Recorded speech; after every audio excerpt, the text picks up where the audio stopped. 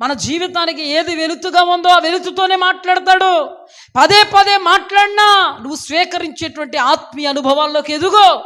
నన్నే టార్గెట్ చేశారనేటువంటి దౌర్భాగ్య దశలో నువ్వు నిలబడవద్దు. అది నీకు ఎంత మాత్రము క్షేమంగా. సంపన్నుడైనటువంటి దేవుడు లోబడనొల్లని ప్రజల వైపుకు దినమెల్ల చేతులు చాపుతున్నారని ఆ దినాన సెలవిచ్చిన దేవుడు నేటి దినం వరకు సార్వత్రిక సంఘం వైపుకు ఆయన చేతులు చాచి ఆయన కనికర ప్రేమ దయ దాక్షిణ్యాలను కురిపించు నిమిత్తము ఇదిగో నేను నిన్ను ప్రేమించుచున్నానని సెలవిచ్చినటువంటి దేవాది దేవుడు క్రియారూపకంగా దేవుడే దివి నుండి భూమికి దిగివచ్చి వాక్య రూపంగా నీ ముఖాముఖిగా నీ ముఖములో ముఖం పెట్టి నీ హృదయాంతరంగాలతో దేవుడు మాట్లాడుతున్నాడు.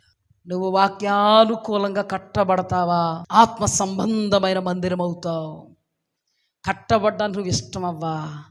కట్టబడనటువంటి నీలో సైతానుగాడు స్థావరం వేసుకుని నిలబడతాడు.